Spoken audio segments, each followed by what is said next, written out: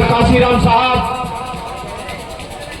और माननीय दीना भाना वाल्मीकि जी के चरणों में सत्संग नमन करते हुए और बहुजन समाज में जन्मे सभी संत गुरुओं महापुरुषों को सत्संग नमन करते हुए मैं अपनी बात को शुरू करूंगा।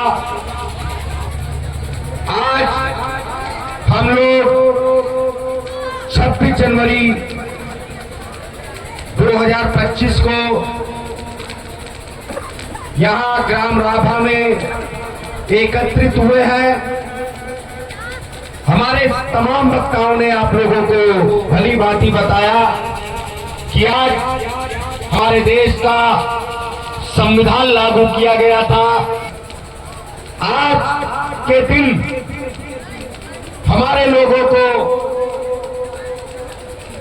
वो हक अधिकार, वो मान सम्मान स्वाभिमान जो हजारों साल से उनसे छीना गया था, वो 26 जनवरी 1950 को बाबा साहब द्वारा रचित भारतीय संविधान की बदौलत हम लोगों को ये हक और अधिकार मिले।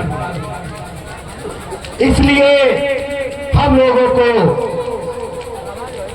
इसे एक पर्व की तरह मनाना चाहिए। और मैं बात करता हूं स्कूल और कॉलेजेस की, जहां पे हमारी पीढ़ियां पढ़ती हैं, जो हमारे देश का भविष्य है। वहां पे हमारे बच्चों को ये तो बताया जाता है कि आज गणतंत्र दिवस है, आज हमारे देश में संविधान लागू हुआ था। लेकिन संविधान के क्या फायदे हैं, संविधान के रचयिता कौन थे? मैंने तो बहुत सारे स्कूलों में ये भी देखा है कि 26 जनवरी के दिन बाबा साहब की प्रतिमा तक वहां पे नहीं रखी जाती है। ये बहुत ही शर्म का विषय है कि आज आजादी के इतने सालों बाद भी ओछी मानसिकता के लोग हमारे बीच में रहते हैं। और आज भी हमारे लोग अपने हक अधिकारों, अपने मान सम्मान स्वाभिमान की जिंदगी जीने के लिए उन्हें सड़कों पर उतरना पड़ता है। तो ये अगर है तो सत्ता में आई हुई आज तक की निकम्मी सरकारों द्वारा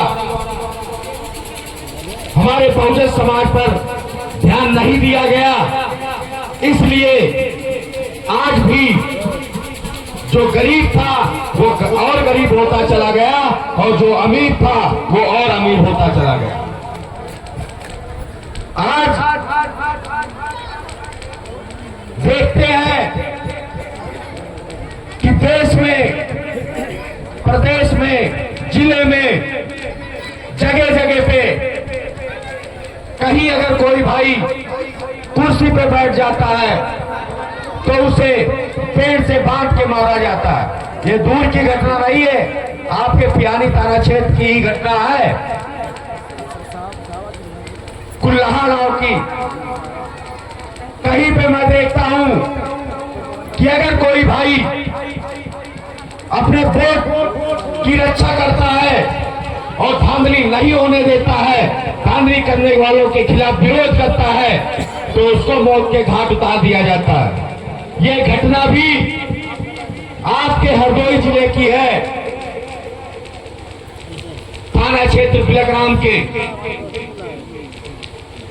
कनियापुर रघुनंदन लाल जी को जब उन्होंने धांधली करने वालों के विरोध में बोला तो उनको वहां मौत के घाट उतार दिया गया।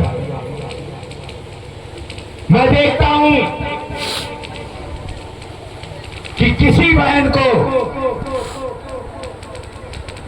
रात में 4 बजे जेसीबी से खुदवा के सुबह 4 बजे उसे जानवरों की तरह गड़वा दिया जाता है।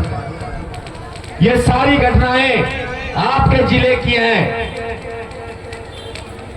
मैं देखता हूं कि सूरज ढलता है और हमारी किसी बहन के साथ में रेप जैसी घटनाएं हो जाती हैं। ये भी घटना आपके हरदोई के थाना माधवगंज के अंतर्गत की है। और ऐसी छोटी और ये तो सारी बड़ी घटनाएं हैं। अगर मैं ये सारी घटनाएं आपके जिले की ही गिनाऊं तो पूरी शाम गुजर जाएगी, लेकिन घटनाएं कम नहीं होंगी। ये क्यों? इतने इन सामंतवादी तत्वों के, सत्ता के दलालों के क्यों इतने हौसले बुलंद हैं? क्योंकि हम लोग एक जगह नहीं है। वही स्वामी विवेकानंद जी ने कहा था कि अगर हमारे देश को के उज्जवल भविष्य की कल्पना करना है तो ब्राह्मणवाद को पैरों तले कुचलना पड़ेगा।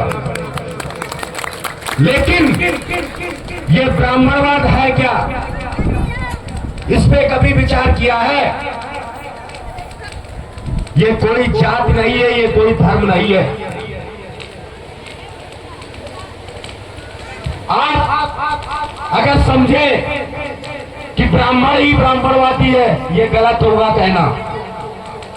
हर वो व्यक्ति जो किसी व्यक्ति को जाति या समूह के नजरिए से देखता है, वो हर एक व्यक्ति ब्राह्मणवादी है, ब्राह्मणवादी विचारधारा का शिकार है। मैं देखता हूं हमारे लोग, एक पासी भाई चमार भाई के घर पानी नहीं पीना चाहता, पासी भाई के यहाँ यादव भाई पानी पीना नहीं चाहता, चमार भाई धोबी के यहाँ पानी नहीं पीना चाहता, धोबी भाई वाल्मीकि भाई के घर खाना नहीं खाना चाहते। तो यही तो है ब्राह्मणवाद। और ब्राह्मणवाद है क्या? अगर हम किसी व्यक्ति को जात या उसका धर्म देख करके उसका आकलन करते हैं, यही ब्राह्मणवाद है। और अभी आप लोगों को सभी ने बताया बाबा साहब के बारे में, लेकिन मैं कहता हूं कि हर कामयाब शख्स के पीछे उसके माँ बाप का बहुत बड़ा हाथ होता है। बाबा साहब ऐसे ही नहीं, स्कूल के बाहर भी बैठ के पढ़े थे। जब उन्हें उनका दाखिला स्कूल में कराया गया, जब वो स्कूल गए तो उनके साथ में भेदभाव हुआ, उन्हें क्लास के बाहर बिठाया गया, साथ में बैठने नहीं दिया गया। तो बाबा साहब जब वापस आते हैं तो अपने पिताजी से बोलते हैं कि पिताजी मैं पढ़ने नहीं जाऊंगा। वहां पे इस तरीके की घटनाएं होती हैं। तो उनके पिताजी बोलते हैं ठीक है बेटा कोई बात नहीं, चलो खेत पे चलते हैं। दोपहर का समय था, उनके पिताजी ने उन्हें पूरब की ओर खड़ा किया। 15 मिनट तक। उसके बाद में बाबा साहब ने पूछा पिताजी बात क्या है? धूप लग रही है, आप बताएं तो बात क्या है? यहाँ क्यों खड़ा किया? कहने लगे यहाँ धूप लग रही, चलो अच्छा। पश्चिम की तरफ खड़ा किया। फिर कुछ समय हुआ तो फिर बाबा साहब ने कहा पिताजी धूप लग रही है, मैं बता रहा हूं आपको। इसी तरीके से उनको खेत के चारों तरफ खड़ा किया, फिर खेत के बीच में खड़ा किया। तो बोले बाबा साहब के पिताजी रामजी राव जी कि भीम, ये बताओ कि यहाँ पे कैसा लगा जब बीच में खड़े हो तुम? कहने लगे पिताजी कैसी आप बात कर रहे हैं, हर जगह धूप ही लग रही है। तो उनके पिताजी ने कहा बेटा आप चाहे क्लास में आगे बैठ के पढ़े और चाहे पीछे बैठ के पढ़े, अगर आप दिल से पढ़ाई करोगे तो आपको नॉलेज उतना ही मिलेगा। तो सबसे पहली जिम्मेदारी है हम लोगों की, हम भले ही शिक्षित ना हो लेकिन अपने बच्चों को शिक्षा की ओर जरूर ले जाए। वही संत गाड़गे महाराज ने कहा था कि आपके घर का अगर बर्तन बिकता है तो बिक जाने देना, लेकिन अपने बच्चों के हाथ से कभी किताबें मत छूटने देना, क्योंकि ये